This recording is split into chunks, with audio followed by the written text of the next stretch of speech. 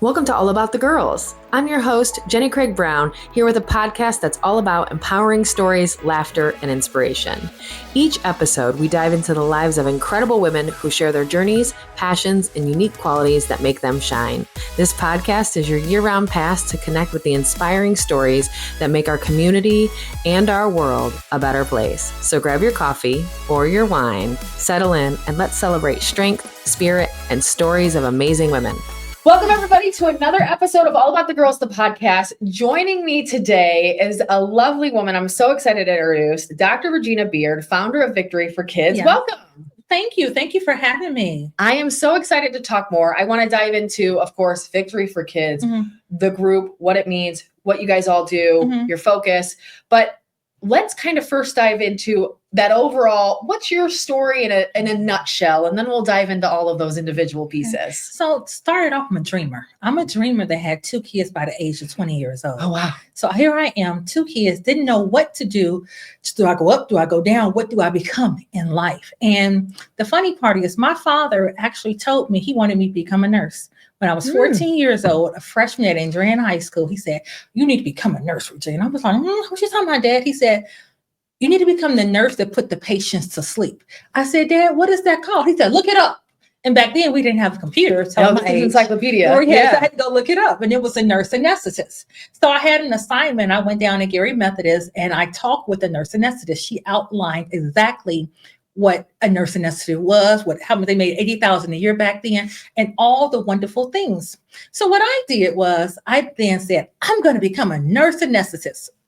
At the time, St. Anthony had a program where you can go there after school. If you want the healthcare careers, you can go there and learn more about them. I think it was like once a month. And it was really, really nice.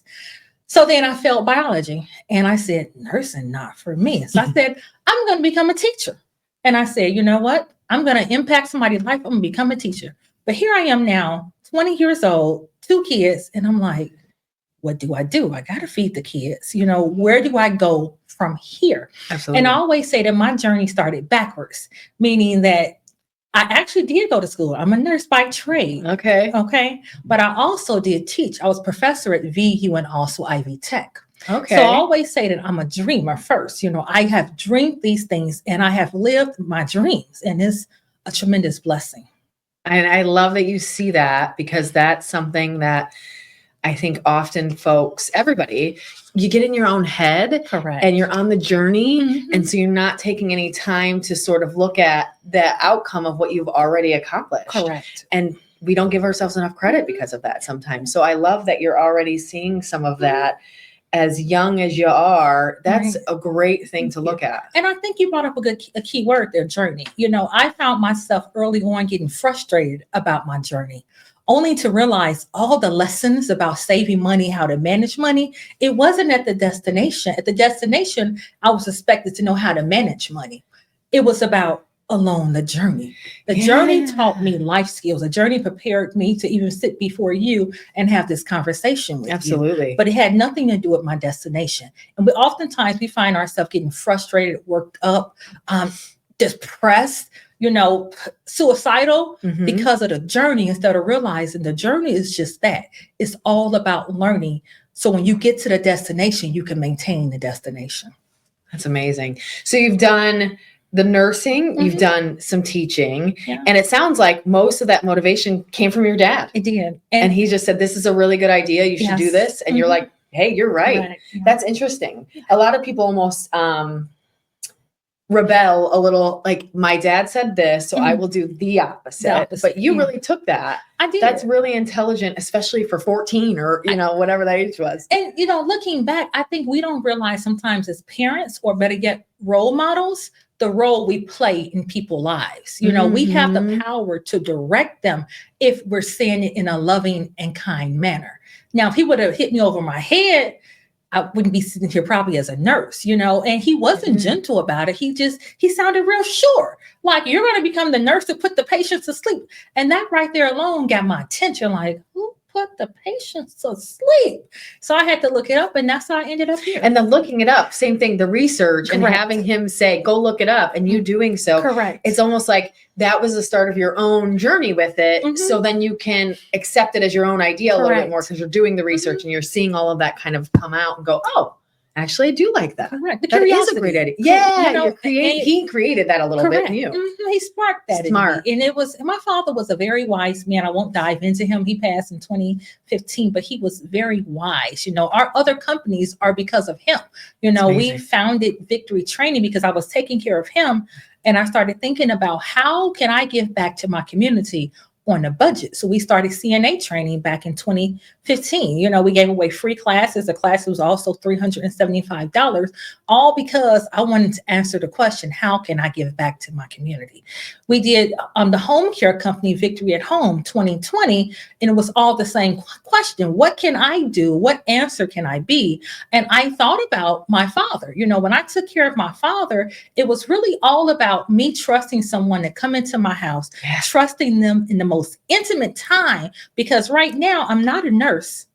I'm a daughter and a mother. You're a family member of the patient. Correct. So I remember that. So I desired to create a company where someone can trust us. Someone can trust that, okay, they have lived through this. They understand what's going on with me, and they will do their best to invest their time and their resources with my family. Yeah. And I think that's well said, because I think I keep hearing, and I've heard for years, and I think probably 10 years ago, I heard the day that you focus on what you can give to others is the day that you're successful. And I think 10 years ago, I was like, no, the more I sell, the more money I make. And now I know, of course, being smarter and older and all those things, that is absolutely true. It's more based on when you try to give to others, because that is fulfilling in your heart. And then I think the world gives back, right? So we were talking about this kind of giving back, being your point of success. How do you define success for you? Ooh. I would say in career and personal life and career life. I think that success is different for each person. And the best way I define the success is by the age of 40, I had accomplished all of my professional goals. I have worked at the University of Chicago Medicine. I worked at Ivy Tech VU, the hospitals. I traveled the country, all by the age of 40. And right now in this season, the way I define success is my children and my grandchildren and my great-grandchildren, and what I give back to the community. Because it does no good for me to have accumulated a lot in my lifetime, and my children and grandchildren and great-grandchildren have to go through some of the same struggles I went through. So as far as professional, it will be what I give back to the community. Okay. You know, and how I give back and how often, you know, am I going to be at the doctor's appointment in, let's say 50 years from now, somebody going to walk in, a doctor, and I became a doctor because of this expo I went to. Where was it at? Lake County. That was our event. You know, that right there is success. So I also realized that some success, I may not see a return on investment until down the road. Okay. Well said. That's amazing. So tell us now, as we kind of get into that career and life, work life, I think probably starting at what your career looks like now, but also I think tying that into, tell us a little bit about Victory for Kids for those that don't know. Okay. And then bring that. So if you could start by telling us a little bit about Victory for Kids, and then sort of what your career is today and how you got there. Awesome. Excuse me.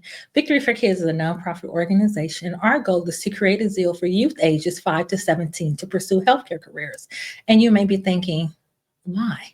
So my why is 2 reasons. A, during the pandemic, I was on the front line, and I realized the need for healthcare professionals, not just nurses, not just doctors, but EKG techs. I realized the need for echo tech, you know, and other healthcare professionals. So I began to wonder, what's the reason students not going into these career paths? And I realized it was simply because of the fact that they don't know about them. We have hospitals in almost every corner of Northwest Indiana. But when people look at them, they think about the doctor or the nurse. And that's it. And that's it. However, we need administration. We need the x-ray tech. We need the ultrasound tech, physical therapist. It's so many people inside of that big building But we have a generation that's not choosing healthcare careers due to the fact that they feel as if they don't want to be a doctor or a nurse. And that's it. And if they don't have a parent saying, hey, you should do this thing, or did you know this opportunity is out there, like like you had with your dad, I think that you don't know. And why would you? And then you just automatically veer to another direction. Correct. Really smart. So you're trying to fix that issue, educating them young, and then bringing them up to know about this throughout time. Correct. I'm trying to be that adult. At least I am being that adult that I needed as a child. Well said. I needed love that. Someone as a child to walk me through the process. Do you want to be a nurse or a physical therapist? Looking back, probably could have went physical therapy. I don't even know if my father even thought about physical therapy at that time because he wasn't in the healthcare arena. Right. So same thing. He doesn't know all of these different outlets and opportunities. And now that you've sort of learned them through your career, you can hopefully pull other kids, young kids into that stuff. Yes. Well done. That is amazing. So you mentioned a little bit about Victory for Kids, and you mentioned earlier about Victory Training and those other outlets through Victory. What are those, and what have you built through time? And then what of those are still in process or in the works right now? What are you still using? Great question. So our foundational company is actually Victory Training. Okay. Very first company, we launched it in 2014, and we're a healthcare career training institution. Okay. CNAs, QMAs, medical assistants, phlebotomies, EKG tech, and dental assistant. So those folks that you're trying to build up, kids that you're trying to build into these positions, now you're going to help train them. Correct. Lovely. Yes. So that was probably, I would assume, the start of the company was there because you saw that gap. Yes. Okay. Yes. Really smart. Yes. Thank you very much. I love this. And then after that was Victory at Home. So Victory at Home is our home care company. We go out into the people's houses and we take care of them, whether or not it's adults or kids. But it's another means of giving back to this community and being that person that I needed. Because as I stated earlier, when I was taking care of my father, I had to trust someone that they can come in and hear all my secrets. Because mind you, it's me, myself, and my children taking care of my father. There was a lot of things going on in the household, a lot of disagreements. Let's just be honest. They're going to see all of that. They're going to see all of that, but I had to be okay with that and had to know that these people is safe. This is my life. There's no other way that I can truly take care of my father, have help without having this intimate portion of my life being shared. Amazing. So, and all three are still in use and still running today? All three. That's incredible. And tell me your role in all of those. Obviously, that's probably an unanswerable question to some extent, but tell us what your career looks like within those today. Wonderful question. I'm the janitor. Okay, I'm the janitor. I'm the housekeeper. I'm the receptionist. And I do a lot of mentoring our employees, so that's really important to me. Day-to-day operations, I still have my hand in about a good 25% in Victory at Home. Victory Training, I don't really do a lot with. We have a coordinator that does that. Most of my time is spent with Victory for Kids, out meeting people, learning people, spreading the knowledge about our companies, gathering people for our expos. That's really important. We have an expo. Well, when this air, it'll be already happened. We have 1,000 students signed up for the high school day. And that's just one day coming in, learning about healthcare careers. So now my job for the next 3 weeks until the expo is making sure that every piece of it runs smoothly. Making sure that the moment that the students, the teachers, the counselors hit the door, it's an experience that they won't ever forget. Whether or not it's just one thing or whether or not it's multiple things, but need to be one thing that happens in a positive way that they would never forget. Wow. What a great way to look at it, and a great goal to have for all of those kids. And do you partner with local healthcare entities for that expo? So great question. I've been very fortunate, not just healthcare entities, but also the CTE directors, continuing technical education. So the people that, like, for example, in Porter County is Porter County Career and Technical Education. We work with them as well. Audra Peterson. She's one of my favorite community partners. Yes. And we also partner with Tim Summers in, I think it's South Lake County. It's South Lake County. Mr. Phelps at Maryville High School. We go as far to Michigan City, and we partner with Miss Catherine Brotnick. So we have a lot of CTE partners, but also we have all the hospitals, we partner with all the hospitals in the region, along with all the universities. So we have Calumet College of St. George that will be there, Ivy Tech, IUN, VU, Dr. Allen, missing someone. I said Ivy Tech, PNW. Yeah, so it's an amazing 3-day event. My deans at my colleges have been phenomenal. The Crystal Shannon, Mrs. Philbin from Ivy Tech, they all have been phenomenal. PNW Dean, it has been. That's fantastic. And to have that support as you go in, it probably feels really good because you're like, again, it's that reiteration of we're giving back and it's in the right and the needed way. Correct. University of St. Francis is another one of our partners. Oh, yeah. Great. And she is amazing. Julie Gardner. That's her name. She is an amazing individual. She went running a great program. Our very first expo, they was on vacation. They came and set up tables. I was like, you all are doing this for us? And I was really excited. So the support from the deans, the colleges and the hospitals and the CTE directors have been phenomenal. Oh, that's great to hear. And you're bringing this now to the region. And I know it'll be over by the time this airs. We're in, podcast timeland. But do you have those once a year? Or are they ongoing? Tell us a little bit more for those that might be interested in the future. Great question. So it is once a year per county. Okay. So what I mean by that is Lake County is probably will always end up being February, the last week in February. Okay. Porter County is normally in the beginning or the end of September, beginning of October. Okay. And my desire is to have LaPorte counties to be the end of November. Okay, great. So they've got some time for those two upcoming this fall and summer, which will be lovely. And obviously, as you probably know, if you need any connections with anyone, we know LaPorte County well. So we will definitely help you connect with anyone you need. That's amazing. And it's so needed. It is. We see Portage, the Portage GDC does a lot of healthcare 360, where they'll bring the kids into a hospital setting and show them, but it's one time, one day, one place. So this allows them to reach so many different entities, so many different areas, because you're going to talk to people from this healthcare entity or this healthcare entity or this college. And then that way they can kind of, I think it sounds like get a really well-rounded idea of all of those opportunities instead of just doctor, nurse, go away. And I think that's so helpful. And the great thing is, I don't know much about that event that you was talking about, but I know our events start with the 3rd grade. So with that, these are definitely not that young, and that's helpful too. Right. So Dr. Buffington from the School City of Hobart, once a year, she empty out her 5th graders in all of 3 of her schools and send her students, because there's nothing like having your students walk around, your 5th grader walking around in a lab coat. These students walk around in a lab coat. It's an amazing 3-day event. And I think for a 5th grader to have that experience is second to none. I have one mother, she's one of my Facebook friends, Carrie. I cannot think of her last name right now, but she's from Maryville High School. She's a teacher. She Facebook is it Carrie Bedwell? It is. Okay. I thought that we know her well. Yeah. Yeah. Okay. Friend of the pod, friend of the company. Yeah. She's awesome. She is awesome. She messaged, she said, you don't know the type of impact that you're having in these kids' lives. That's so amazing. I'm unable to speak about another event, but what I will say is that our event goes down to 3rd graders. We have Dr. Shirley from, I think it's Lake Ridge School District. She sends her 4th graders. So she empties out her 4th graders and they come to the expo. So it's an amazing time.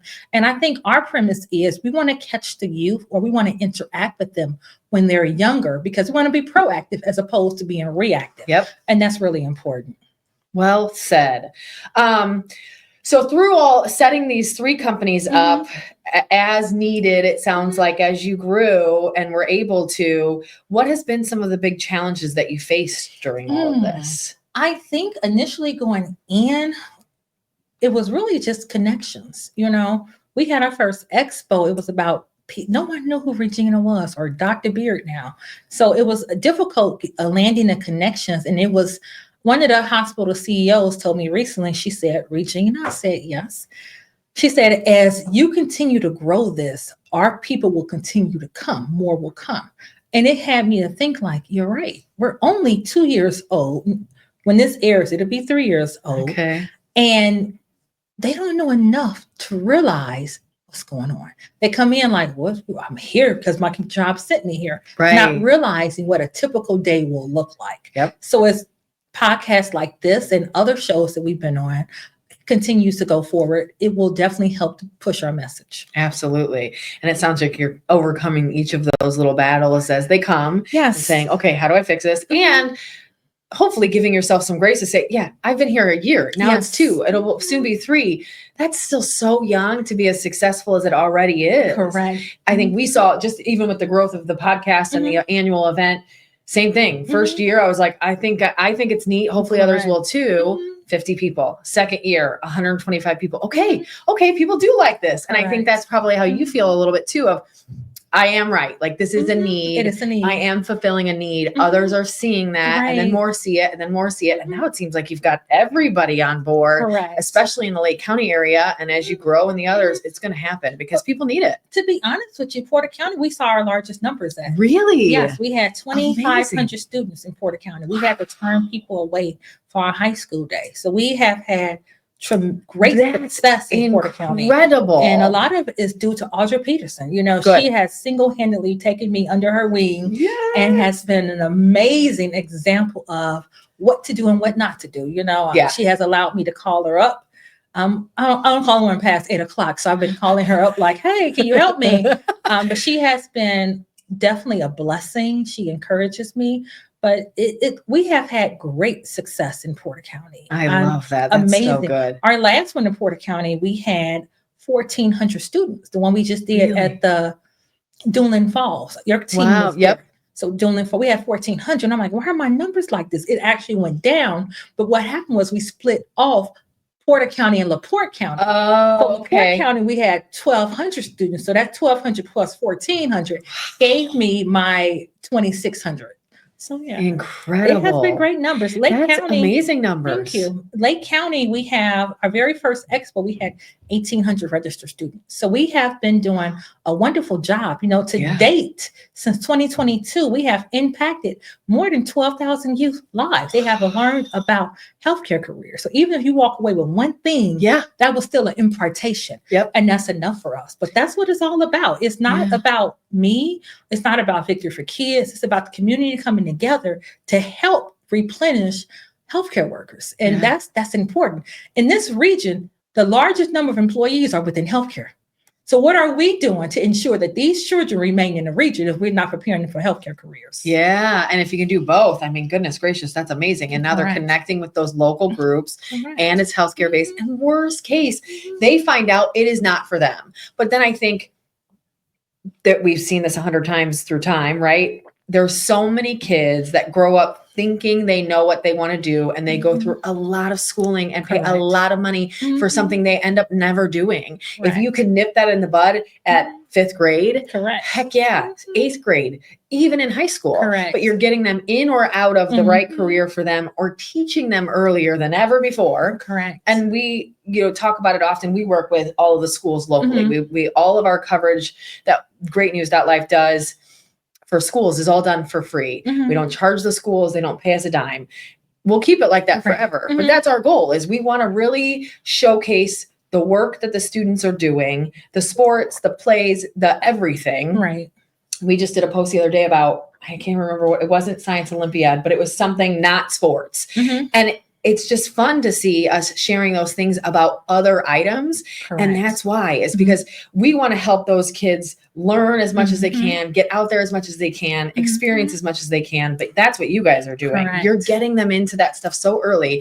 And then hopefully they'll go to school for something that they really love. If it's not healthcare, okay.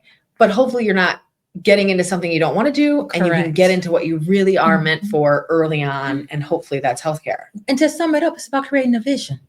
I can deal with you coming to our expo and then deciding you want to go into banking. If nothing else, did we at least stimulate you enough for you to get a degree? And to think about your future. To get some sort of trade. That's enough for us. Absolutely. That's entirely enough. But the real key is I need to be proactive. I cannot wait until you get to high school and then go, let's do career development. That's fine. But let me catch you here in the younger grades to motivate you. And hopefully we can get more students on an honor roll. Maybe I'm just also too optimistic, but that's what I I don't think. think so. I think it's very realistic. I think you're spot on. Thank you. It's about creating a vision. When you have something like if you're saving for a house, you don't just throw your money away because in your head, you have somewhere you're trying to go to. Yeah. So I feel like we need to give our kids, our youth, the same exact thing. Because we are expecting them to go to college and pretty much in high school decide what they're going to work on for the rest of their life. And obviously that's not always the case, but oftentimes we're at least expecting them to have some clue of what they want to do for college, thus their career, when they're 16, 17, 18. Correct. And we haven't in the past done a ton. When I was in school, we didn't do any of this. Correct. So I just had to sort of take a couple clicky tests on the computer for them to tell me what I might be good at and then what I might enjoy and try to figure it out on my own. But that was, 17. Yeah, and I got to figure it out in the next year. Correct. That's so intense for someone. And if we start that younger and they're just exploring these opportunities, it's such a great idea. And then we're starting it earlier. So there's just less room for error. Yes. I had one student walk around. He put on his lab coat. It was at the Portage event. And he goes, I'm going to be a scientist. That's fine.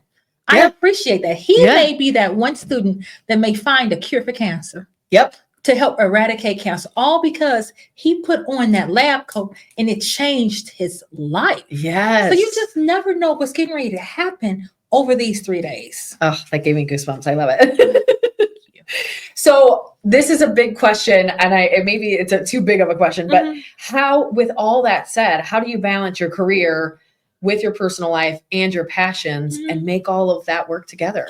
Time blocking. So right now I'm in the process of switching it up again. I switch things up often. Okay. To see if it works. If it doesn't, let's switch it up. Yep. And right now I get up every morning at 5 o'clock. I start my day with gratitude. I walk my entire house just with gratitude, being thankful. And then I go into my meditation time, my prayer time. And from there, I'm in the gym. I don't touch my phone until probably 8 a.m. So if people receive messages from me at 7 a.m., that means I scheduled them the night before. I finish up my day by 7 p.m. So which means that between 7 and 10, I'm relaxing. I'm spending time with family. I'm doing other things like that. But I'm really intentional about my time. And then my daughter, Ayana, she works for the company and she'll say, I want to talk to my mother, or I want to talk to Dr. Beard. So that lets me know which conversation we're getting ready to have. My son, he's not quite like my daughter. So it doesn't matter if he's talking to Dr. Beard or mom. To him, it's all the same. But my daughter, she really... Same thing, that blocking for her as well.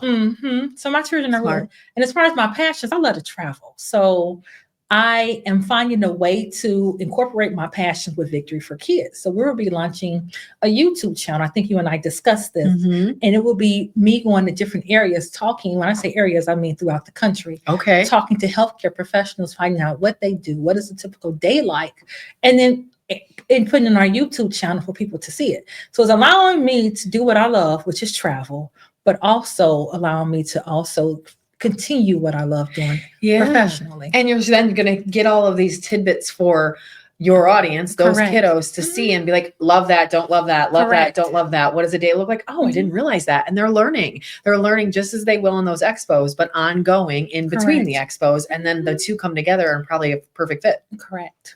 Goodness gracious, that's awesome. So tell me, have you ever faced moments of doubt or burnout? Like tell me about the tough times and how you handle them. I think early on in my career, I faced a lot of times of doubt. I came from a family where my mother, my uncle, and her oldest brother were the only 3 out of 5 kids. They were not mentally disabled. Wow. So my aunt and my uncle are both mentally disabled. And when I looked at my bloodline, I was just thinking, how can I even get a college degree? I didn't see anything on that side of the family that looked like where I felt that my creator was taking me. And that wasn't easy. I doubted it was very scary. I doubted myself a lot, but then I realized that the same brain that he put in her, that's a nurse, is in me. It's all about what I'm going to do with my brain. And I realized I had to be diligent if I wanted to overcome some things, and I had to work to overcome some things.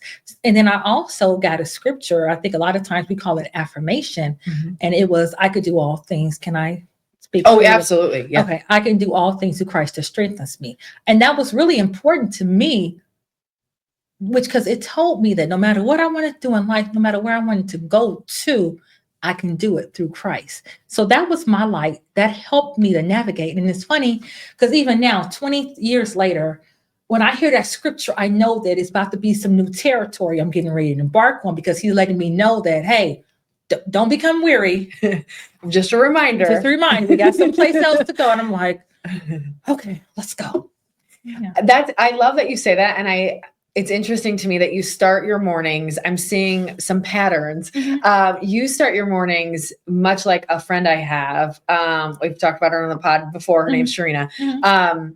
She's diligent and so good, where I'm not, at getting up every morning and it looks the same. I'm a 60 to 70% on that. Okay. But she does very much the same. Practice gratitude, does a little prayer or reading, and a couple other things that she does in the morning. That's all about, and she'll go to the same thing. She starts with some gratitude, journaling, reading a few scriptures, practicing that gratefulness. And then she gets to the gym. Correct. And you see with successful people, that practice is individually each their own, but overall very similar. And I think it's just really good for your own well-being as well. You set yourself up mentally, preparing yourself for the day. If there's any stresses or you woke up with something on your mind, a lot of those can be put at ease through that process. And it's very smart. I've gotten at least I'm regular at the gym. I have been for a long time, but I'm not regular with those morning practices outside of that. And I've been trying to do, I have a little baby gym in my basement. So I work out there and I put a journal down there. And it was just, it was some Tim Ferriss, if anybody knows him, podcaster guy, some of his things of write down the things you're grateful for, write down the things that are weighing on you. And then which one of those things that are weighing on you would help the other things go well. Pick that one to designate a few hours together, not an hour here, hour here, a few hours together at one time that day, and then proceed. And so it's like, okay, well, what's weighing on me? X. Okay, if that's weighing on me, whether it be work or personal, how can I devote some time to that today? And then that eases everything, because it's like, okay, this might be bugging me, but I have a little bit of a plan, and maybe it's not a flawless plan, but I have thought through it. I've calmed myself through some of those gratitude things, and I have a little bit of a plan. So I need to get much better practice of that. But I do love that you do that, and that it's so regular for you. And I had to, running the company's new territory. We're going to South Bend in February also. Yay. So I'm excited. We're getting ready to do an expo in Chicago. We've been invited to do ones throughout the state and also throughout the country. And if we're going to take new territory, my mind has to be right. I have to control my emotions. I have to be ready to lead, and then I'll have to be ready to listen. And I think that's the 2 L's you have to have when you're in leadership. You have to be able to lead, but you need to be able to listen. And they're equally as important. Yeah. And the listening part is undervalued. It's undervalued. And we don't talk about it enough. Yeah. We do not, even yesterday, sorry, I have to say this, but our gala is coming up. It's October 30th. And as you talk through these, you're very motivated. You're very passionate about what you do. I think that's probably very obvious.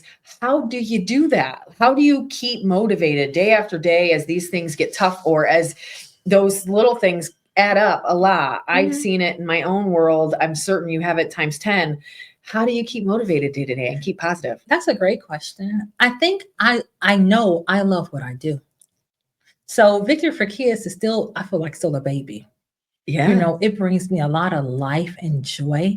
And I'm going to be honest with you, probably next week I won't be smiling as much. You got a lot coming up. Yeah. I'll be looking like, you want me to do what? Okay. And I'm a very honest and genuine person, so I'll tell you where I'm at.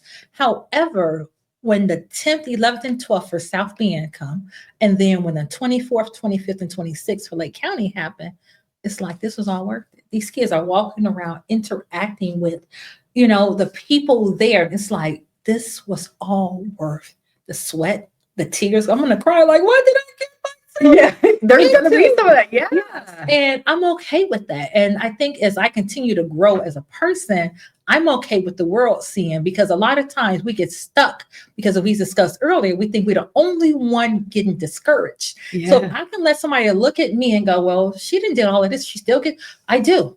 Yeah. I do, but I still talk myself out of it. Yeah. You know, I do my self affirmations. I remind myself of my biblical scriptures. Call those mentors. Correct. You know, place of Yeah. worship. I have awesome spiritual pastors. So I'm really fortunate, and they help to keep me calm. Well done. Yeah. And I think that's the biggest thing is, you're right. We see other women doing all these incredible things and either think we can't do it. There's no way I Correct. could do it. How does she do it? But it's not without stress and It's not. tears and happy joy days and not joyous days and all of those things. And I think most of us get in this spin of, well, I don't see you crying, Correct. so it must never happen. And it's like, Correct. well, some will see me crying, just so we're clear. Correct. And it's going to happen. It's I gonna think happen. that's so good to hear, because when we find people like yourself that we can look up to, then we go, but that's impossible. But it's not.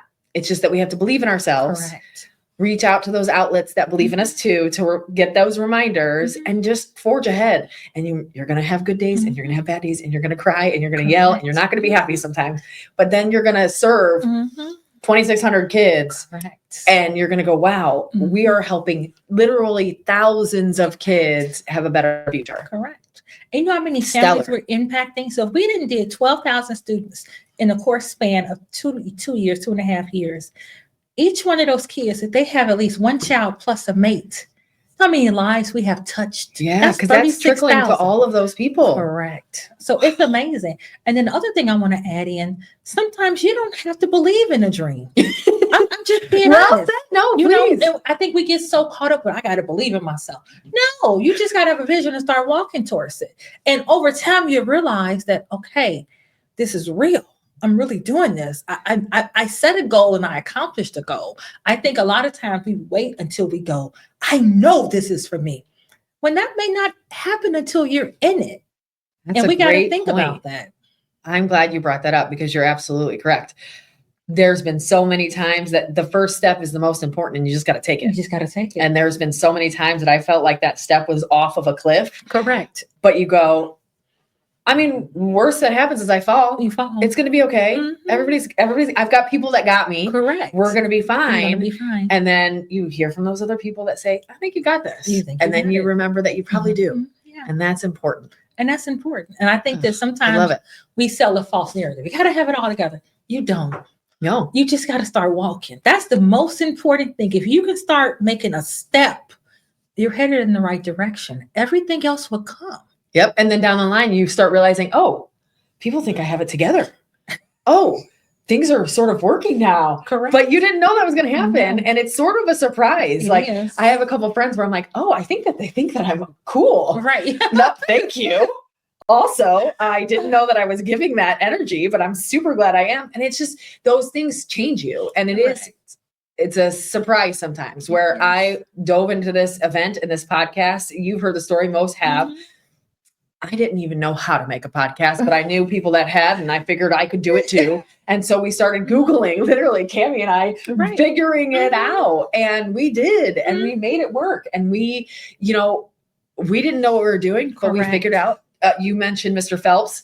He helped us get to this point because he said, hey, I like what you guys are doing on social during the pandemic. That's how the podcast came about too. But we had a weekly show where we would just go live on Facebook and talk about good news because we felt like we could give that to people and they needed it during the pandemic. And then he said, I like what you're doing. I have a program that I think could make this even better. And it's the program we use now to film on. That is so random, but it was so helpful. And again, it felt like I was probably diving off a cliff, but I thought, well, worst case, I have a failed podcast. All right. And accept the worst and hope for the best and go in and try my best. And then people are like, hey, the podcast, I like that. Oh, I saw this guest. And you're like, oh my gosh, someone asked to be on the podcast. Are you kidding me? So it's just, I think that I'm glad that you point that out because I don't think we think about that enough. And the thing about it is I feel like, and one thing I've been really transparent about with Victory for Kids is my journey. my journey, my struggles. People need to hear it. And I believe that, because a lot of times we see people have made it here, we think it was easy. Yep. Because you didn't see all of that other stuff. All that. So I do my best to be as transparent as possible with Victory for Kids. My struggles, Victory for Kids has really helped me mentally, emotionally. It helped to heal a lot of the inner little girl inside of me. So it has done so much for me. So I'm extremely grateful for Victory for Kids. I'm extremely grateful that the visionary gave me the vision for it. So and you're providing something to the community that you would have liked to have. Correct. And I think that is really important. Again, it's why the podcast started was I have a few mentors I've gained through my years here. Previous to this career, I didn't have any of that. Correct. I didn't have people to look up to. I didn't have mentors that I talk to regularly, especially in the business side. We've got family and friends that all help us be humans and grow. But on the career side, I didn't have that. And now I want to provide that. I want to provide what I could have used. Correct. And you're doing the same, but with career base that is so strong. It's lovely. Thank you. Refreshing. And I thank you. I think we're all here to answer a why. You just have to figure out what's that why. To put it better, we're all here to be a solution. You just have to figure out that solution. You have to figure it out. And I think when you tap into that, you begin to feel like you completed your purpose or you found your purpose. But your purpose here is to be a solution for something. And you just got to figure it out. You just got to figure it out. Well said. So let's talk about you. Okay. What are some of your passions outside of work? And how do those, you mentioned before, that 7 p.m. kind of cutoff time and that 8 a.m. start time and the kind of having your time in between. What are some of the passions outside of that work? And then how do you kind of interlace or contribute those within your balance or your well-being? Great question. My favorite passion, you can look on my Facebook page, everyone has seen it. I love to travel. You were just like in Portugal or something, weren't you? Barcelona, yes. Oh my God. Amazing. Barcelona, Paris, and Portugal, Lisbon. I love to travel. And I actually set my travel schedule very much like the way I did when I was a professor. I'm off in the summertime, so I take a whole month and will do a lot of different trips. Yes. I will then also take off around Christmas time and do a lot of different trips. We're planning a trip for Christmas break, the college week. Okay. We're going somewhere. So this is what I do. I detach myself from the world. You will email me. You may get it out of office. I remember to put it on there. But if I don't, you won't get it out of office. I apologize. And I don't mean it to be unprofessional, but I am learning to give myself grace. I'm a human being. So because of the podcast, I may go and set it now because I can pre-schedule it. But neither here nor Good there. idea. Right. But I do my best to take those moments to enjoy life. And when I travel, I travel very well, meaning that I don't work. And it's intentional. You really turn it off. I turn it off. And that helps. I think you come back 10 times stronger when you can really turn it off, power down that life and really enjoy yourself and your family and your time off. And then you come back 10 times better. Yes. I love that. Where are you traveling? So you've got those, you just did that trip. Do you have a plan for your trip this year? I do. We're going to Italy for Christmas. We're going to spend, I want to say almost 2 weeks in Italy for Christmas. Amazing. And that's going to be our big trip. And probably pop over like Rome, but also some other places too. Oh my gosh, it's beautiful. I love that. Yeah, all of that. Are we going to have an amazing time? I'm just trying to figure out where we're flying into. If we're going to fly in and out of the same place. Okay. How are we going to get from one place to the next place? I want to do an Airbnb because I want to have a nice little Christmas dinner there. And I'm just really looking. So you'll be there for Christmas itself. I will. Oh my gosh.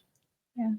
My parents are not allowing this yet. They're still my mom is a very ritual traditions type person. So we have Christmas dinner where I've literally had every Christmas dinner of my life, which is their house, which was my grandparents' house when I was a kid. So we would always go there when we were kids. And now we still go there now that my mom lives there, and kind of overtook my grandparents' farm. And that's just the way they want it. And my husband and I talk about this all the time. Like, wouldn't it be amazing to have Christmas somewhere incredible? Our whole on my side of the family is heavily Scottish. Okay. Let's go to Scotland and celebrate, or my mom's still really traditional. So we're trying to keep that for now, but I see some travel for me in the future. And I love that you're doing that and doing it well and shutting it off. Yes. I think you need all of those. Yeah. We was in Barcelona for Christmas. Can you imagine to wake up on Christmas morning in Barcelona. I can't, honestly. This is so incredible. But it was amazing. It was truly an amazing. I think it was away for 8 days. It was. And is it amazing. you and your whole fam? It is. Oh my gosh, I love that. It And you have was 2 amazing. kids, right? I do. Okay. My daughter is at Ivy Tech in Sellersburg for nursing. Okay. She graduates in May. So I think it's like May 5th she'll graduate. And my son is at U of L, University of Louisville, and Oh, I love it.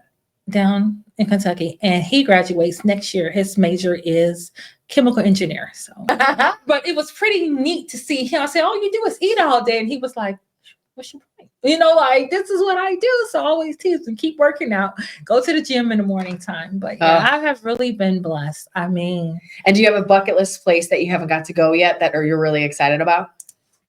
I don't believe in bucket lists anymore. No? That's interesting. Tell me more. I don't. I've been to Puerto Rico, and one of my favorite, I've been to Amsterdam. I've been to Italy before. I've been to London. Let's not make a list of it. Let's just get it done. Right. I've been to Dubai, I want to say either 2 or 3 times. Really? Yeah. I enjoyed it, so I just feel like if you want to do it, why not do it? It may not be this year, but can you plan for it within the next 2 years? So okay. And what's been your favorite travel so far? Do you have one? Amsterdam, I enjoyed it. I loved it. But Puerto Rico, I love the culture. It was so rich. The cobblestone streets.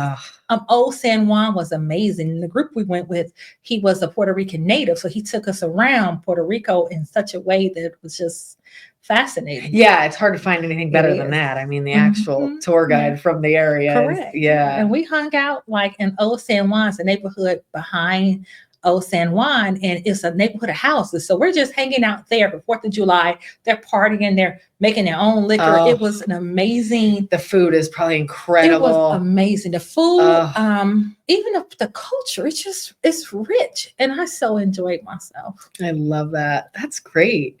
So tell me some of the influential people in your life. Okay.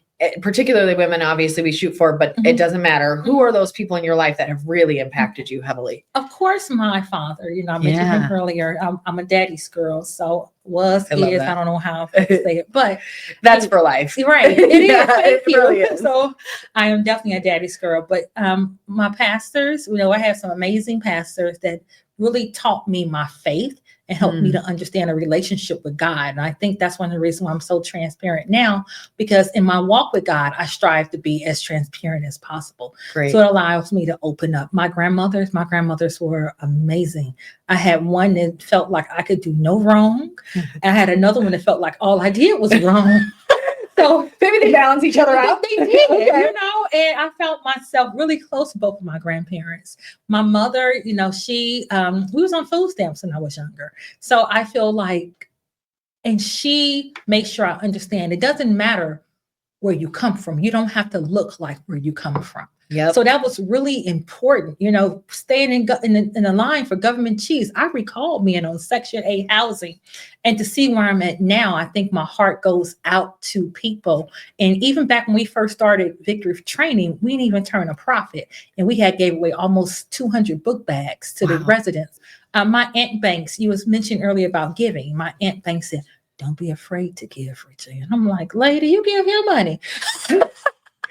It's so interesting to see that when we're younger and then see how our mentality towards it changes as we age. Like we just get smarter. I don't know. Yeah. And I wasn't raised to be a giver. My father he didn't like people, but I do my best to give whenever I can, but I also had to create a balance, a balance to make sure that you're not just taking from me, that I'm giving to a worthy cause or something that I feel led to be a part of. So that was really important. I think my pastor, my current pastor, Pastor Andrea Hudson, she's so amazing. I really do appreciate her. I have emailed her many a time, at least messaged her many a times, like, hey, how should I wear my hair? What should I do about this? But just to see the way that she walked and carried herself with a lot of grace. My aunts, Rochelle Beard, LaWanda Parrott, my aunt LaWanda Parrott, she was the very first woman I had in my life that had a degree. And she made sure I understood the importance of education. I watched her go back to school after having her first child and get her MPH. So she was into real estate. Here she is, 24 years old with rental property. And it's like, wow, this is something to aspire for. So it was really a great mixture of people. I feel like along the way, I took something away from each person to create my own. So it's been amazing. Well done. I love that so much. And you've mentioned mentorship a little bit already. So it sounds like you have a couple and you are for a few. Yes. How does that play into your life? What kind of role does it play in your life? And tell me a little bit about both sides of that. Who are those mentors for you? And then how have you gotten into mentoring yourself for others? Great question. So currently I'm not mentoring. Okay. When we actually started Victory for Kids, I had to put that on the back burner because Victory for Kids has been phenomenal. And I think that's the best way of saying it. It has grown in ways I didn't even imagine it to grow. And you're almost tertiarily sort of mentoring 2,600 kids, right? Because that maybe it's not direct hand to hand from you to them, but they're getting mentorship through what you're working on. That's a great way of looking at it. I appreciate that because I feel bad, like I should be giving to someone else, but I guess I am giving to them, but just not directly. Yeah. So I appreciate that. Thank you. Yeah, no, you please I know like that. you. You really Thank are. you. It's making a big impact. And I think, you know, I've gotten to learn more about you all just through working with you more and covering some of those events and things. And it's been really interesting to learn about. But I do think, like I said, I think all kids need more of that young input for their future, where we're really, and neededly so, just trying to get them through high school because it's really tough and it's really straining and all of the needs and demands of other students and what you need to learn and homework and all the things. But I think they need that. And this is a great way to get it. And you're now sort of helping so many more than you could if it was on an individual basis. Yes. Yeah. And how about those mentors for you? I have two. Right now it's my pastors. They are amazing. Especially my spiritual father, Archbishop William Huston III. You know, he has been a breath of fresh air. He kicks me off. And this one day I did something. He said, "That wasn't right, Regina." He responded back as quick. He said, "That wasn't right, Regina." I'm like, let me correct myself. Okay. You know, because we all need those people and those leaders in our life to tell us you're not leading well. And that's important. So the hard truth is still the truth. And if it's in an instance where I'm not making the best decision, I want someone that I trust. And know well to tell me that because they're going to tell me in a palatable way. It's not going to be hopefully overly harsh. And I can trust that their opinion's real. What I do very well is I look in the mirror and I let myself know who I am and what I'm not, what I'm good at and what I'm not good at. And that's really important. But I think that's also helped to even build my confidence even more because what I'm good at, I know I do very well. I don't need to go out and get somebody to meet with you and interview for me because I can do it. However, I do need somebody to be my CPA and pull my numbers and do all of my back office bookkeeping because numbers isn't my friend. So it's something to think about, knowing what you're good at and what you're not. It's really the self-awareness is so important because then you can, if you own what you're not good at, number one, most often there's people on your team or people around you that can help you be better or can do that for you. But if you're not willing to admit it, that's not going to happen. And then that's how you build a good team. Good team is really not built with people that look like you and have the same strengths as you. I have one lady in our Michigan City location. She's amazing. She organizes like nobody else. And I'm like, okay, I appreciate you. You know, I have my receptionist in our Hobart office. She's awesome with telling people, no, we're not going to do that today. I'm like, you said that to them? I did. They called and they asked a question. I gave them the best answer. I'm like, okay. But they receive it well because she's a cute little 60-something-year-old lady. So it's really cute. So we have to know what we need in order to build a team. And if you don't know, hire for your weaknesses. Correct. And that's so important. We just talked, it's so funny because we just talked about that today in our office is we have a woman, Shelby, she's Cammie's work bestie. And she is very process oriented and similar. It is not my thing. I know that I need processes.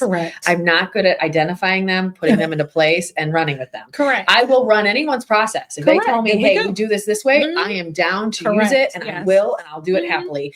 I just know it's not me. I'm not the person to make that. She is. And so it's so great because we'll talk and I'll say, just tell me what do we need to fix? Where do we need to fix it? And she's like, well, here's the thing that you candidly do that's weird and annoying. And she says it in a very calm, nice way. So I'm not offended. But I'm also self-aware enough to go, yeah, you're right. Mhm. And you tell me how to fix this. Correct. And then we'll put in place whatever system you think is right, or whatever organizational skills we need to put in there, whatever it is, we can do it. Because I'm aware you are correct. Yes. But if I'm fighting that, Correct. then we don't get the solution. And that person feels like they can't talk about it. Correct. I want them to feel comfortable telling me. And hopefully I'm self-aware enough that it's not even going to sting, because I'm like, yep, you are absolutely right. I am terrible at that. And that's okay. And we can't be great at everything. But then my thing is, I do my best even before you even tell me where I'm bad at to even know. Yes. Because I want to, and I hate to say what I'm bad at, what's not my strengths. Let me say it like that. Well done. Because my thing is, I truly need to know myself in such a way that I can get the help I need. No matter if that's therapy, no matter if that's, I need an outlet, because right now I feel like, woo, which is why I took the trip that we took. I knew that February is going to be a huge month for us. So my thing was, let's go away. Let me get my mind together. Let me come back, relax. Let me be in a position to win for the month of February and to give back to my community. So I think self-awareness, I always say looking in the mirror, making sure you love what you see is extremely important. Yeah. And then don't stop dreaming. I'm sorry, I think I'm giving my ending thoughts. But don't stop dreaming. Okay. That's amazing. I think a lot of times as we age, we stop dreaming. Yeah. Why? Who told you can't dream anymore? Yeah. Who told you it's not over? As long as you have life in your body, you have another day to have one more dream to come to pass. Yeah. So I'm really big on dreaming. I love that. Great.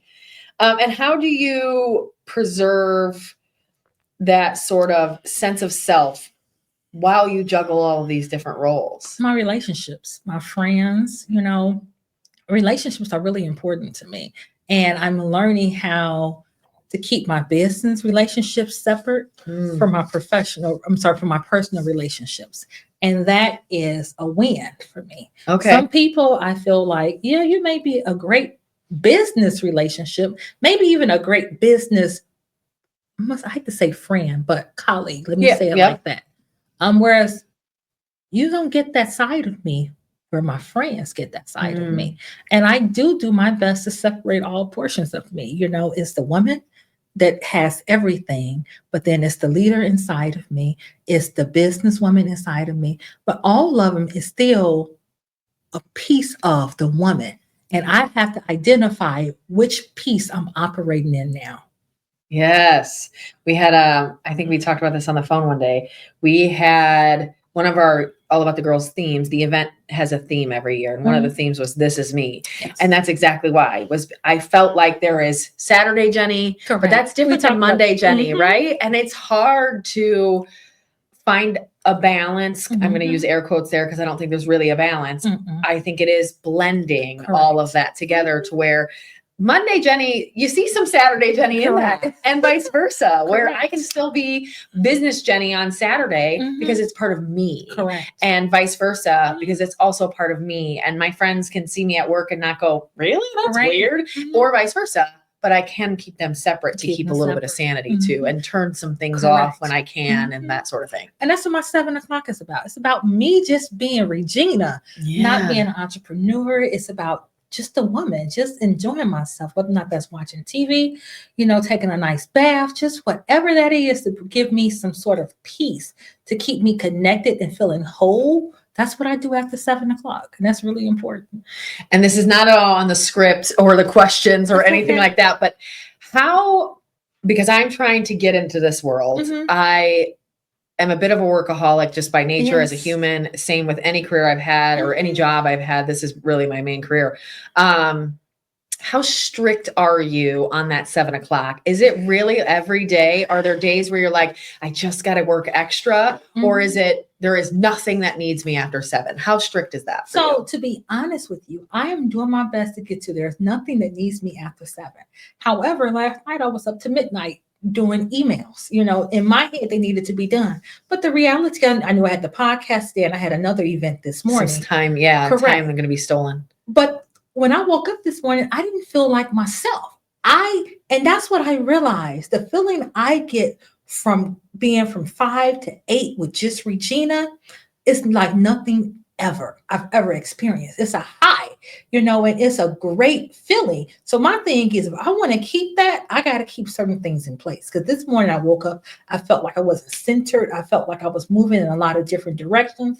And I was like, what's going on? I was a little emotional. But then I think about it, I went to bed late last night. I didn't have my clothes set out for the gym. So I realized that it brings me joy to have certain things in place, that consistency. Yes, I feel that in my soul. I completely agree. Like when I make that time and I make that time for me, whether it's night and in the morning and that practice, energize is a great way to say it. You just feel good. Correct. You're on point. You've got your stuff together. You feel really great. Correct. And I'm terrible at the phone. I definitely will email at like 5:30. I need to not do it. Correct.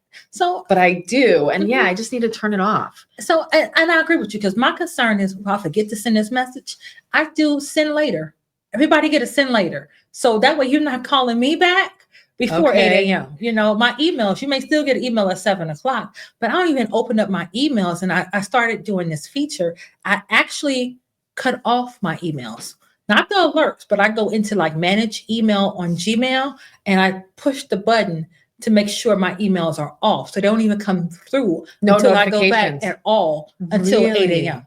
And I've been really consistent about it. And it helps to relieve a lot of my anxiety. Yep. And I'm like, what's different? But I'm learning how to see what works for me, what keeps me healthy, what makes me feel like I'm the leader that I am. Yep. And those are the practices that I had to incorporate into my daily walk. I love that. That's so helpful. Absolutely helpful. And what advice would you give to women who you think are struggling to find that balance, and maybe that's the advice, or feel like maybe they're falling behind in one of those areas? Maybe they're behind in their professional life or they're behind in their personal life. What is your advice? And the funny thing is, I struggled with this question. Okay. And I struggled with this question. And I said that I really want women to take a moment to do a self-assessment. Okay. Because the key word in the question is feel. And is your feelings valid? Ooh, great point. Let's actually look at that. Correct. Yeah. And that's the very first thing, because you may be thinking you should be here as a mom, when actually you get your kids from school on time. You feed them every single day. So you are, but you might feel like a B, but you're actually an A. You're striving to be an A. And that's important. So I really do think the very first thing is to go through a list and make a list of what you do good at, what your strengths are, and then begin to ask yourself, am I as bad as I think I am? Because sometimes we see this one little picture, and we think that's the whole story. Yeah. But in actuality, that's a feeling. That's a mindset that you think you can not comparing to Jenny. Jenny has 1 million followers when I speak it. Jenny has 1 million followers. So I should have 1 million. But Jenny started on Tuesday. You didn't start to Saturday. Today is Sunday. Yes. So you have to really take the time out to ask yourself, is this real? Or it's just not real. And you don't know that person's journey either. Correct. And so that is the biggest thing I wish that I could kill in every woman, is the comparison. And I think the motivation and the things that we absorb from those comparisons are great, but how do we cut out the negative of that comparison? Correct. Because we don't ever know. If I started 10 years ago and you started 4 years ago, it's just going to be different. It's going to be different. You shouldn't be at that level. Correct. You shouldn't be where that person is because you started later, or vice versa. And and your upbringing and when you started, and all of that background plays into every moment of our lives. Thank you. But I'm just looking at what you're doing and saying, well, I'm not there, so I'm a failure. And it's just crazy. And that's why I struggled with the question. And I had to realize, even now, I'm like, how do I want to answer it? Just tell the truth. How I really feel is, the question is, where are you at? What are you good at? Yes. Is this a valid? Because we could have started together, but like you just pointed out, because of what the hurdles I had to get over mentally, emotionally, I'm doing good for me. Yes. I had a teacher at Ivy Tech when I was taking my prereq. She said, Regina, even if you just take one class a semester, just keep moving. And I think we underestimate our progress, because in our mind, we aren't in the nursing program yet. But the reality of it is I'm still working towards that. Yep. So that's really important. People always, I just heard this. It was a quote from someone famous, I think Gary Vee. And he said, people always overestimate what they can accomplish in a year. And Correct. gravely underestimate what they can do in 5. Correct. And we want it now. The world we live in is now. And if I can't do it in 2025, I can't do it. Can't do it. And that's just false. And it might take a longer period, but you could have been growing in 4 other places while you're on this trajectory. And I was only on this trajectory. Correct. So you've grown more, air quotes, as a person than I have, but no one's seeing that. Correct. And so then it's just, well, if we're both in the same race and now I'm mad at you for winning a race that you didn't even sign up to race. Correct. And it's just, why are we doing that? Let's cut all of that and really focus on who we are, where we are, what we're doing, where we can improve. There's always room, but also let's not forget to look at what we've accomplished and be proud of that. And that's why I would challenge that person not to be looking at what I have or haven't accomplished. What have you accomplished? Because a lot of times that set us up for gratitude. And we realize that I have done more, like going to the gym. How long you been going to the gym? 10 years, probably. 10 years. I just started going on Tuesday. I'm using it as an example. Okay. There's no way I can go what Jeannie can do, the Stairmaster, use an example, for 30 minutes on level 5. I should be able to do it.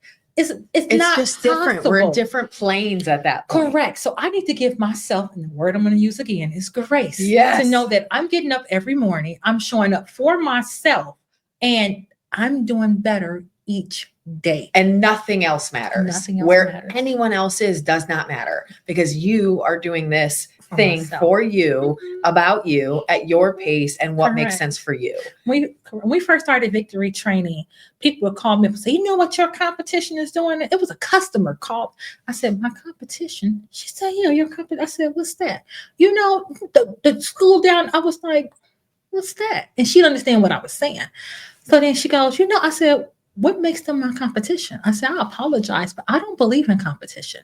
I believe that there's enough bread, different varieties of bread, where you can go in there and choose which one you want. Absolutely. So I have my own lane, my own people that are with me, and then it's going to remain me. And so does that other. I didn't explain all this, but my point is, we don't always think like that. We compare everything. Yeah. The shoe size, you know. And my thing is, stay in your lane. Enjoy your lane. And don't worry about what everybody else is doing. Just work hard on your goals, and then you'll accomplish all of them. And and celebrate. Yes. The other woman, if she hit her milestones. Yes. And we have to begin to celebrate more, because it's a gratitude moment. Absolutely. To see them doing it means that, okay, I can do this. I can accomplish this. Okay, I'm next. You know, we got to get that message in our head where when someone else is winning, that's telling me it's possible. Our brains are exactly the same.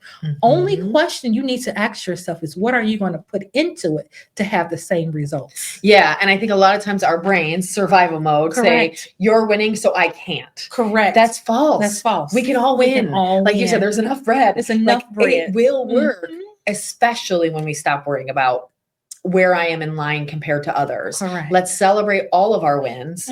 There is enough for everyone. Correct. And I think the more you celebrate those people, they're going to celebrate you, and we all raise faster. Correct. And we all do better, because that's helpful for me. I love the positive feedback. Correct. This is so random, but I changed my profile picture today on Facebook. Okay. No reason. I had this cutesy little flower background, little picture I'd taken on this background. I just had it up for a while. And I was like, oh, I think I got a good picture in San Diego. Let me just try to change that picture really quick to freshen it.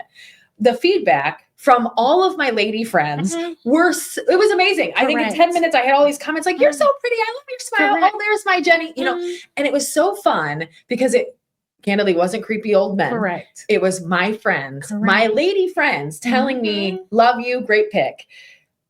The greatest thing in the world.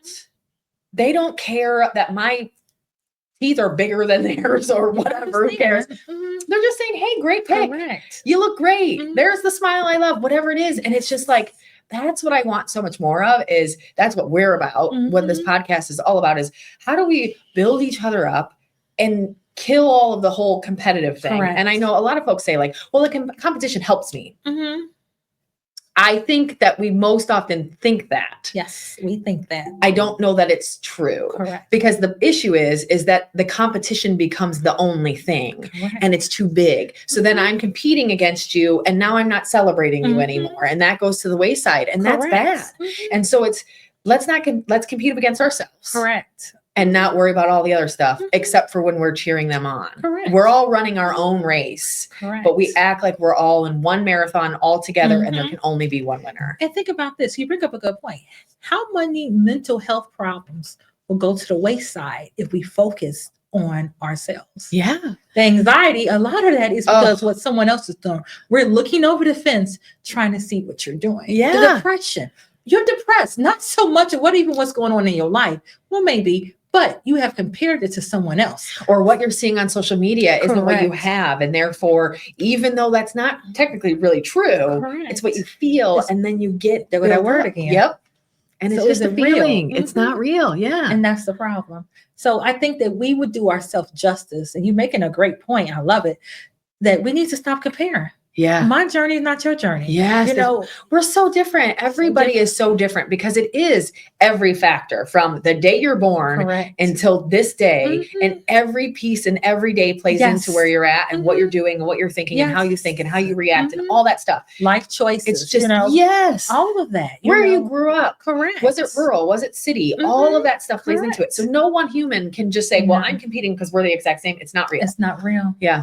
And I think we need to do better. Yes. We need to just kill all of that notion. Celebrate all of the women around you.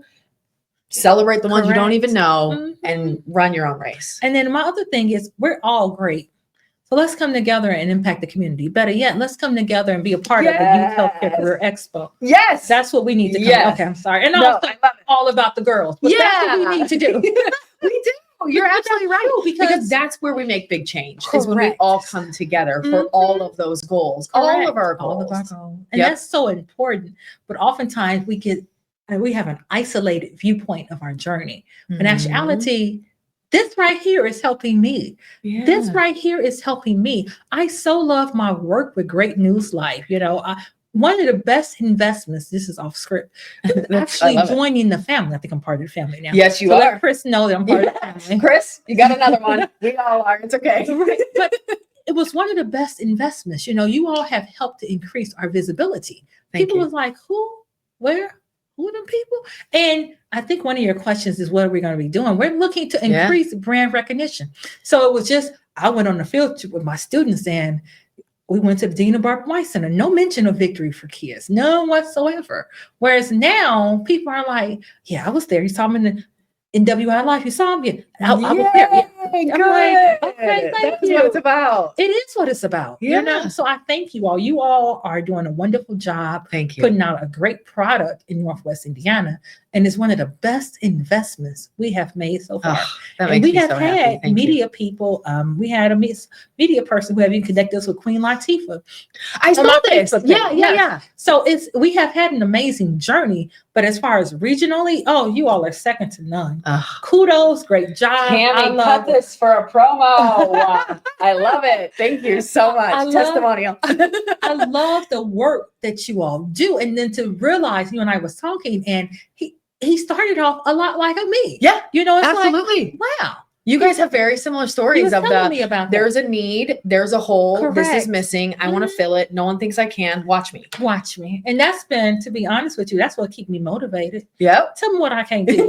Watch it get done. This that is Chris, me. Our founder in a nutshell is just tell me I can't. I'm going to show you I can. And then right now it's like, you know, I feel like you can't tell me what I can't do because no, you're not going to do that anymore. So I don't have that issue. And that was a real serious complex, you know, and all the degrees I got, it was, I don't want you to be able to put a lid on me.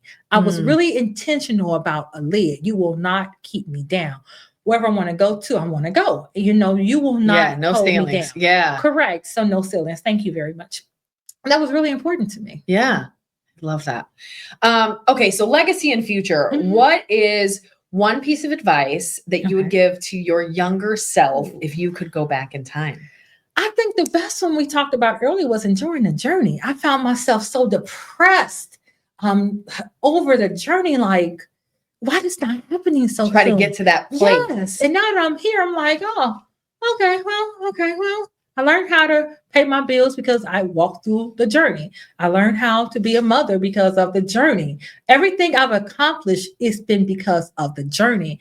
And I feel like walking through it, you don't realize that. You think it's all about the destination when it's not. You're right. It's and I wish that I can go back and say, hey, Regina, enjoy the journey.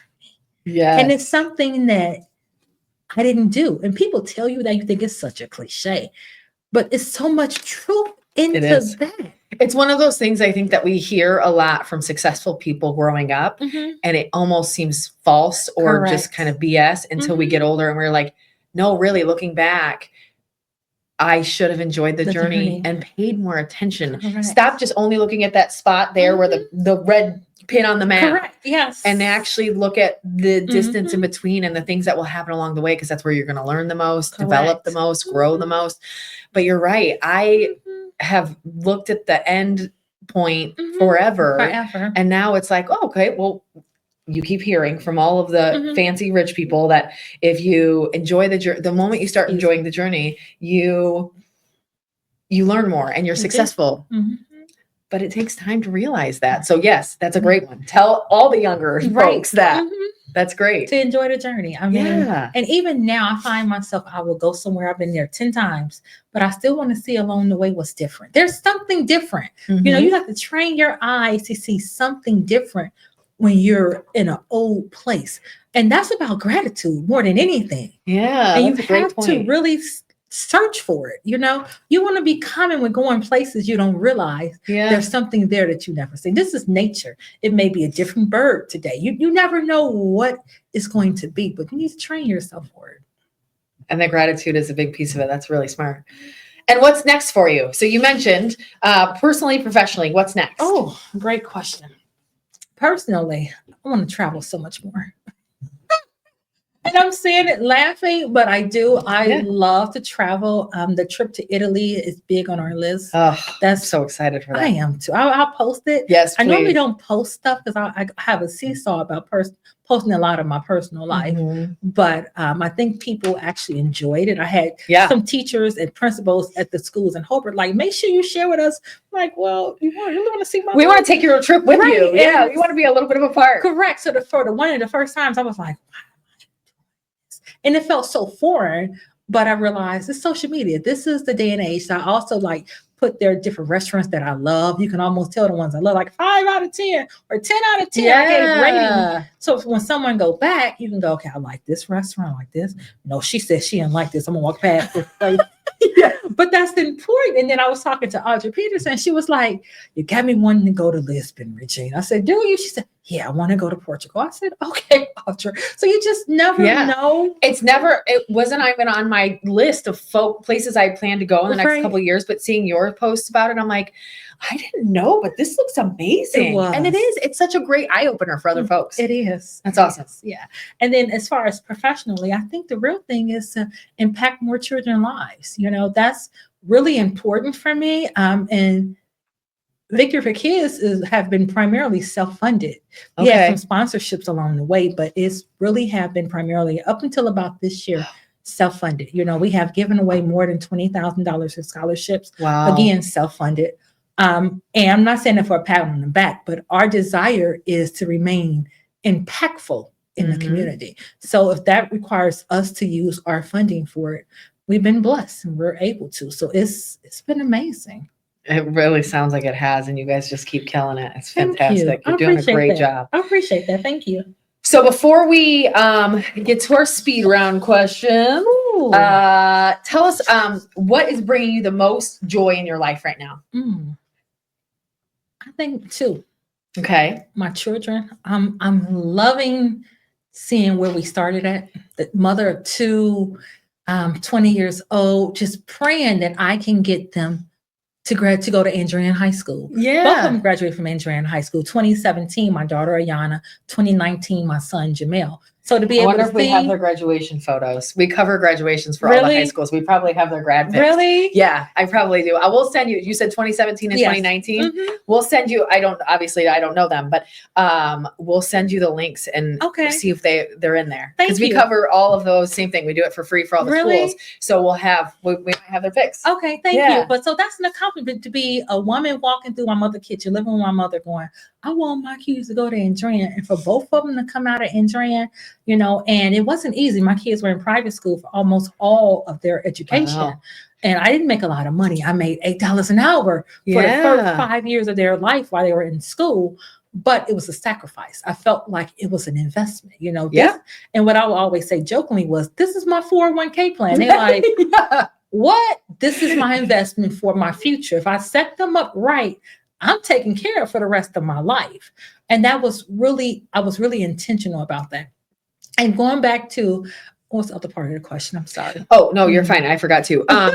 You said you had joys in life. You said the first was your kids. Okay. And what was the second? The second one is Victory for Kids. When I say that as a nurse, it was okay working the floor. It was okay. And I enjoyed Ivy Tech. I enjoyed working at VU.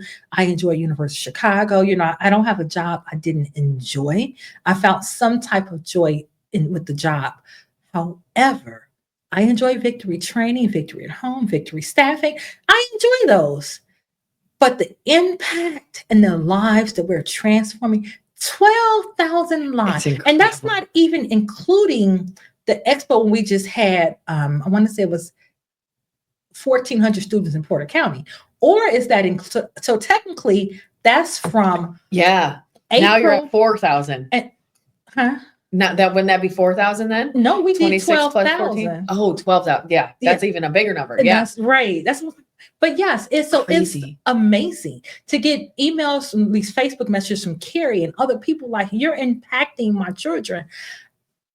I'm loving it. And you're getting the feedback, the positive feedback, which we all know how often people do positive feedback. It's so rare. Yes. So if you get 5, there's 50 out there. 50 out there. And 50 plus, right? Correct. And that's the ones that are willing to even think or move in that direction of who is this and what happened, and or aware of what happened in their kids' day to day. And it's just, that number is so much huger than what you're hearing. Yes. So I hope you know that, because I appreciate I think the Carrie Bedwells of the world will say something nice because they're nice humans that know that there's not enough good spoken in the world, right? Right. She's a friend of our world because she knows we're the good news people, and she's very much attuned to the same. Mm-hmm.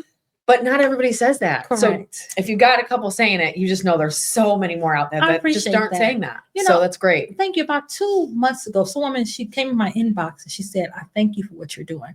She said, I just had a stroke. She said, I'm working on my doctorate degree. She said, once I get my doctorate, I'm going to come on board and help you. I said, thank you. She's a nurse. So I know she meant like volunteering. I said, thank you very much. So I have received a lot of support, admiration. I feel as if Victory for Kids is seen by the community, and the love for Victory for Kids is outstanding. I didn't even imagine when I was walking into it, to be honest with you. Victory for Kids have been sitting on my desk since 2000 and maybe 13, give or take. I didn't believe in myself. And even when I started it, I didn't believe in it was it, if that makes any sense. So that's why I always caution people like, well, don't get caught up waiting until you believe in it, because you may not. You may have to start walking and go, okay, this. Take a chance. Correct. And bet on yourself. Yeah. And that's what I did. Well said. Yeah. And that's what I think more need to do. Yes. You're right. We just need to. We need to. Mm-hmm. Yeah. What if you could describe yourself in 3 words, what 3 words would they be? So, compassionate, genuine, trustworthy. Well, yes. Agree. Agree. That's perfectly said. And what do you hope other women take away from hearing you and your story today on the podcast? I think the main thing is a dream. And I've said it like 10 times. I'm sure Cammie can tell me it was probably 40. No, but that's great. Let's go on. But to dream, and I didn't have dreams like I should have had when I went through a period of not having dreams. And to accomplish all my professional dreams by the age of 40, it was like, wow, we really need to go back to when we was a little child and dream again. Yes. No matter what it is. And then to think about it, we get so caught up, well, I can't get it done tomorrow. I'm not asking you to do it tomorrow, but I am asking you to work on one piece of the puzzle per year. That means if you want to go to nursing school, I don't expect you, not in the program, to complete it in 1 year, but take a prereq, take 2 prereqs, do something. So in Take a 5 baby years, step. correct. And we miss our moment oftentimes because we forget to just start walking. Have the dream, go after the dream. If I could do it, you can do it. And that's really important. Oh, yes. Okay, are you ready? Oh, wait, do we have a buzzer? Okay. Oh, it's down there. Oh, let me see. I might get in personal space for a minute. That's okay. I think it's I'm looking. Yeah. Okay, so this is our buzzer. It's All right. You have 5 seconds to answer the questions. Ooh, I'm ready. What's the prize? Do I get a cup? You don't get buzzed. Do I get a cup? Yes. I get a cup. Okay, let's go. Love it. Okay. All right. If you could only eat one meal for the rest of your life, what would it be? It will be a shrimp bag from the new place that just opened up, the seafood place by South Lake Mall on the other side. Yes. I don't know the name, but I know what you're talking Yes, it's over. It's by Cooper's Hawk. Is that it? No, Okay. it's on the other side of US, other side of 65. Over there. Okay. The brand new place that just opened up. Oh, Low Country. Low Country. Yes. Okay. Yes. Amazing. I will eat that. I have not been. It's amazing. It's amazing. I love it. Plus, I really like shrimp. So No, I do. I love it. Oh, Shrimp. Yes. I am a seafood girly. Okay. Yeah, thank you. Love that. What's your spirit animal? Oh, that's a good question.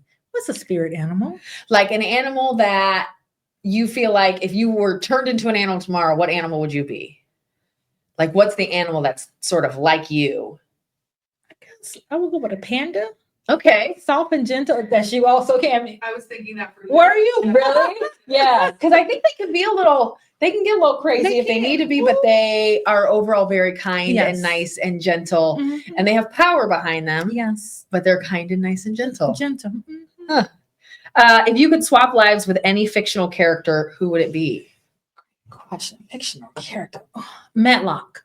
Oh, I love Matlock. I love solving a mystery. I love solving. And like you said, a lot of what you do is almost like solving those problems, and so it matches well. Yes, I love Matlock. Him, Perry Mason, and then I always say my auntie Jessica Fletcher. Okay. Yes.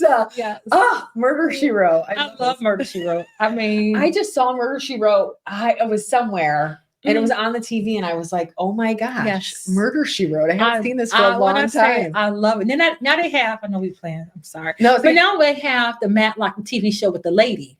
I have not seen this. I know it's a thing, but I haven't watched it. I like it, but it's still not like my grandfather. Okay, we're used to that. When I say I love Matlock, he is. The same suit. He has to get his Polish. What is a hot dog? I think it's a hot dog.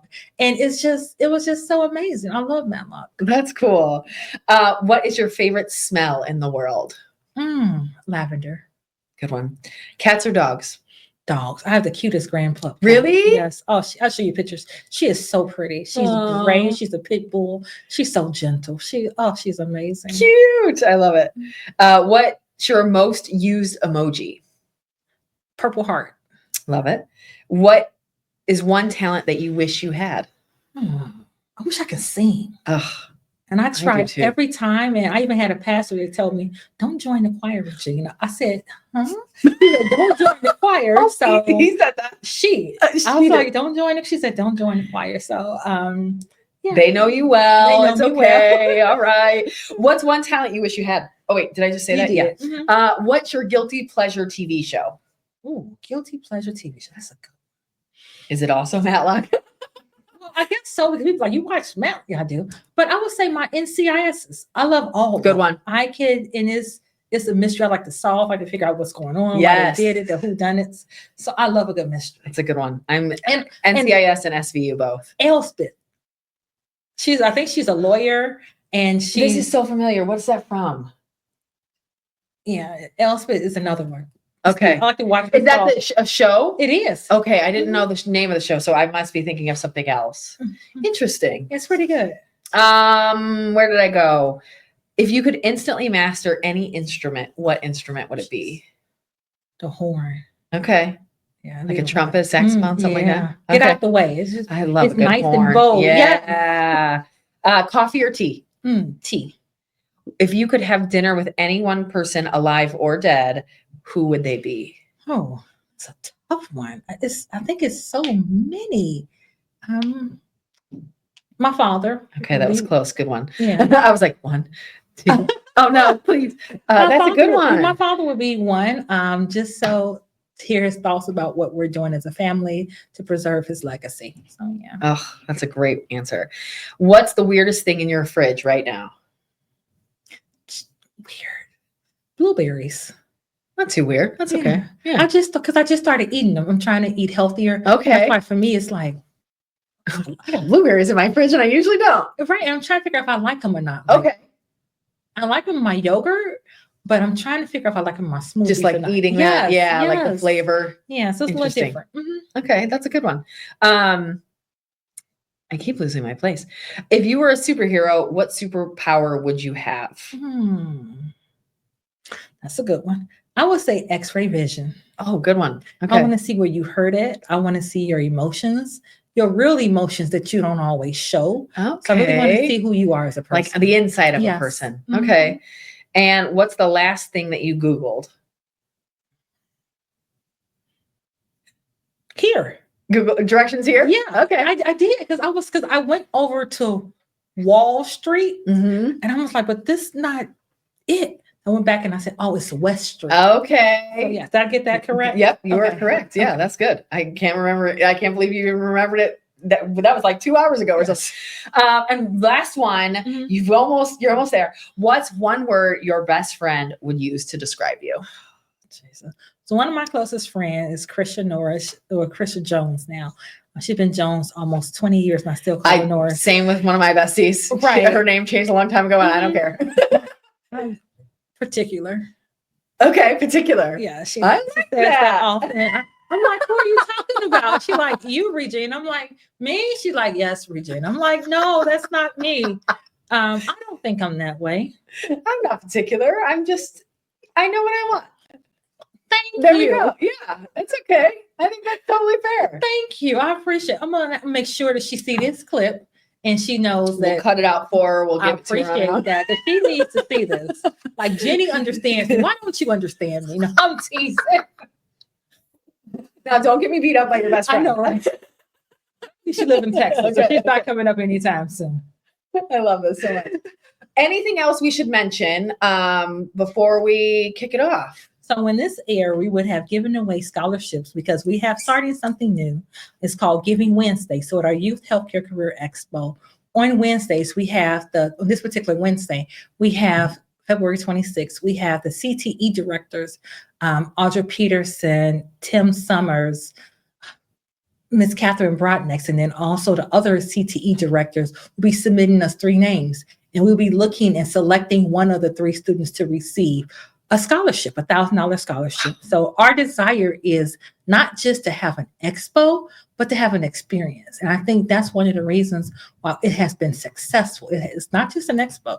It's not just a career fair. It's an experience. And I think, so it's a blessing. Absolutely. Well said.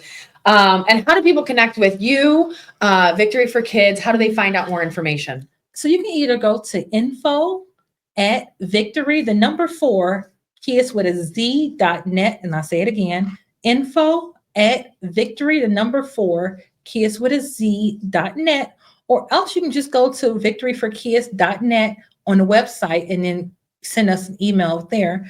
We're also on Facebook and LinkedIn, and I'm working on how to do TikTok because I don't know how to do TikTok. Okay. So I'm working on how to figure out how to do TikTok.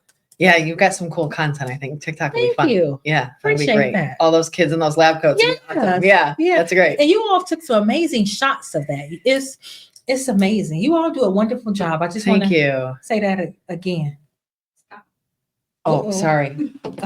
I'm a pen clicker. I see. I get in trouble a lot. And I can tell you do it all the time, but she was just like, you know what I'm talking about. Yeah. I'm so sorry. You know, stop clicking your pen. Well, because we'll even be in meetings and she'll be like, quit clicking your pen. What are you doing? Or I'll break the pen. because I click it and then it breaks. And then I'm like, oh, I'm sorry. That just happened. We were in a really big meeting. This is so random, but we were at a meeting for a partner of ours.